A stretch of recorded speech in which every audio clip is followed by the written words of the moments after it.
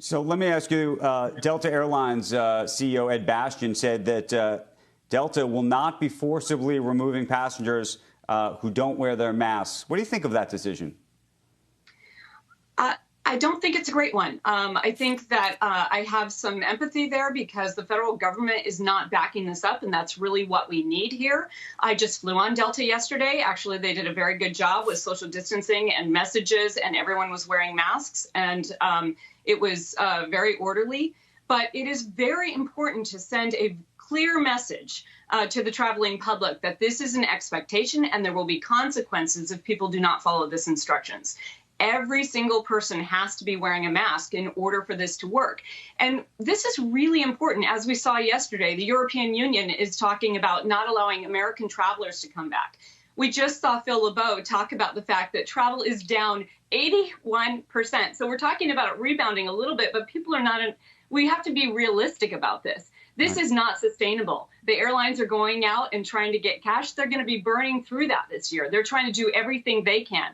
But the federal government has put us in a position here where our jobs are much more at risk. The airline industry is much more at risk because they have not taken these health concerns seriously and taken in place simple procedures to inform the traveling public, simple procedures to keep all of us safe in air travel where we cannot properly socially distance. Sara, do you think that your union is aligned with the managements of the major airlines in America right now? Because I'm hearing what you're saying very loud and clear. I'm not necessarily hearing it from the CEOs of the large airlines directly to the federal government on this issue. I think that the CEOs of the major airlines are in a tough spot because they need to work with the administration. Let me just call it out right now. We are on the front lines. We are the people who are having to face this. Flight attendants have to go to work as essential workers, and also our jobs are on the line here. 11 million people count on the airline industry for their jobs. So we're talking about the unemployment rolls increasing if they don't get this right. We have job security through the end of September. We need an extension of that because the federal government has not handled this properly, and we're going to see mass layoffs in October, the last jobs report before the election, if this is not extended. But also, if they don't take matters into their own hands right now, the FAA, DOT can put in place health guidelines for the traveling public to protect the airline industry, to protect the traveling public, and to protect millions of jobs. Sara, can you tell us, of your 50,000 members, how many have contracted COVID? We've had hundreds of cases of COVID. We have had 10 flight attendants who have died because of COVID.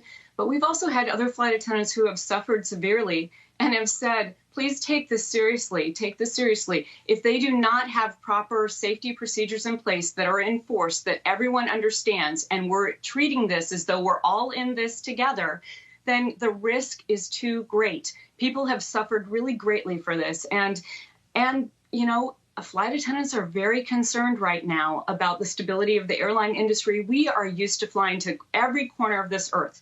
We represent the best of what America is. And right now, the rest of the world is saying, we may not even accept you because you're not taking the basic steps that the rest of the world recognizes we need to take to keep people safe and get this under control.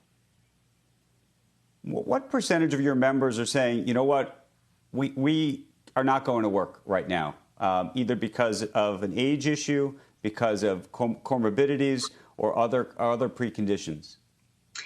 Yeah, there are approximately 20% who are in a condition where either they themselves have health conditions that they're very high risk and the risk is too great. There are others who are very concerned and still going to work and have people at home and they're concerned about what they're bringing home.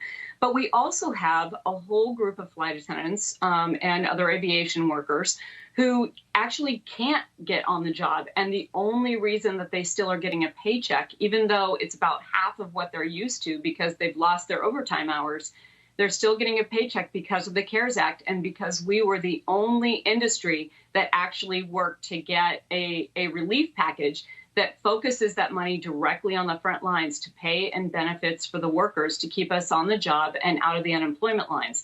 So we have flight attendants who are sitting at home, waiting by the phone, waiting to be called to go to work, sometimes going to the airport and waiting to get called onto a flight, but there's simply not enough work to go around. And without this relief and ensuring that we're continuing to get a paycheck, we would be out of work.